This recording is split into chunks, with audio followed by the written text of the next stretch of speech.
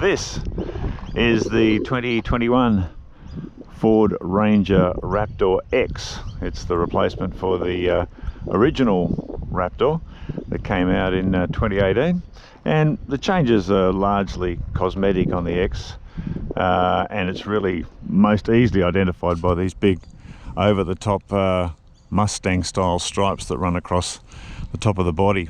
Otherwise it's pretty much the same as the Raptor that came out in 2018, and it's of course a smaller version of the original F-150 Raptor from the US, which came out in 2010. And that vehicle of course was inspired by what they called pre-runner trucks that off-road racing teams used to go and scout or recce an off-road racing course before they compete on it. So it's certainly inspired by that, as you can see. It's really quite an incredible package, and it's mostly about body, chassis and suspension. It's got a unique, much stronger chassis frame, and it's also got a long travel wide track coil spring suspension with a Fox Racing shock coilover unit at each corner. And it's also got these really big BF Goodrich tyres and 17-inch alloy wheels. So the combination of the wide track and those big wheels required these big pumped out guards you can see here, and these wheel arch extensions made from composite materials, which gives it such a broad-shouldered, tough look. It really does look like a desert racer. That long travel suspension probably adds about 30% wheel travel over a standard Ranger, and it really is remarkable, its performance over rough terrain.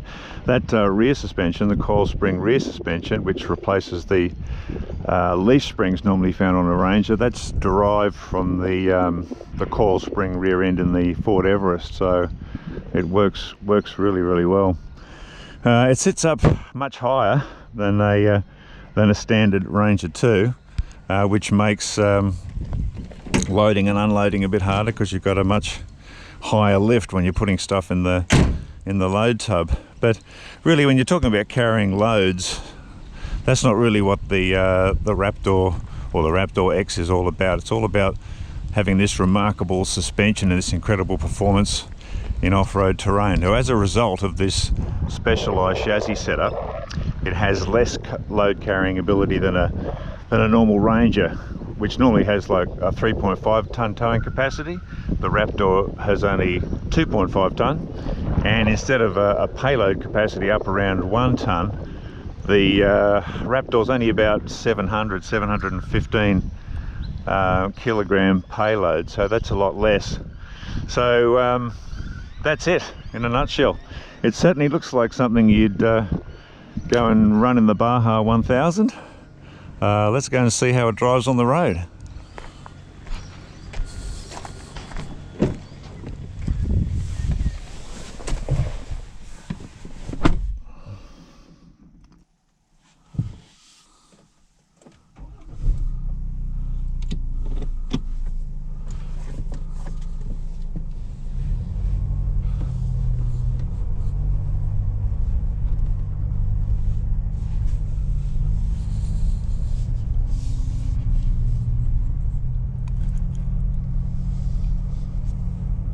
Okay, underway in the Raptor X, Ranger Raptor X, and as I said, the real focus with this machine has been on body, chassis and suspension, because mechanically it shares a drivetrain with other models in the Ranger lineup.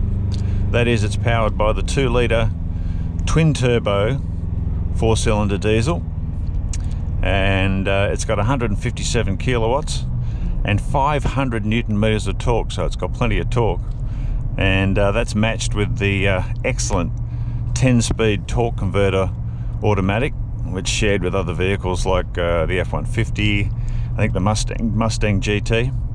So it's a very sweet shifting transmission. It's got 10 very close ratios, and it's got really fast but very smooth shifts, and when you leave it in full auto mode, it really does get the best out of this engine. You do have the option of using these paddle shifters on the back of the wheel if you want to drive it in manual mode. But I'll tell you what, when you leave it in auto, it's pretty good at getting the best out of this engine at most times. So you've got the choice of either driving manual or auto. And Ranger Raptor also offers you 6 different driving modes pushed by or controlled by a button on the steering wheel here, and that optimizes the performance of the drivetrain and changes the shift protocols to suit different terrain, be it mud, sand, rocks. There's even a Baja setting, which gives you some idea of what that's for if you really want to engage in what Ford calls spirited driving off-road. There's even a Baja setting so you can feel like you're racing in the 1000. But we've only got the opportunity to drive this on the road today, and that's not really where this vehicle can show its greatest assets, because look at this, we've got speed humps here, and on a normal vehicle you'd have to slow right down and to take these sort of bumps, but this thing just glides right over the top of them, and that's the real amazing feature of the Ranger Raptor, is this suspension. It's just incredible. It's we've driven it on lots of dirt roads and along some pretty rough terrain, and this suspension, honestly, it's like you're running a hot iron across a crinkled shirt. It just smooths everything out, and almost like you're riding on a cushion of air. So if you had to cover a lot of terrain, a lot of rough terrain, you know, vast distances, and you wanted to do it in great comfort, then yeah, the Raptor would be pretty much unmatched in this class. It's quite incredible. But when you have to drive it on the road, as you see here, it's a very comfortable ride as well. It's got a different feel with the 4-coil suspension to the Ranger with the traditional leaf spring rear end, and you really notice it regardless of whether you're on sealed or unsealed roads. The ride quality really is unique, and it's outstanding. So the verdict, well, if you're wanting a Ranger to perform work duties, the Raptor probably wouldn't be your first pick, because if you require a fair bit of load hauling, its smaller towing capacity and payload ratings would probably restrict some of the work applications. However, if you were looking for an outback cruiser, which you can just cover vast miles in great comfort, a fantastic weekend escape machine, this vehicle would be pretty hard to top. And with the new Ranger coming, there'll obviously be a new Raptor model in that, and given that the new Ranger is going to be equipped with a twin turbocharged V6 engine,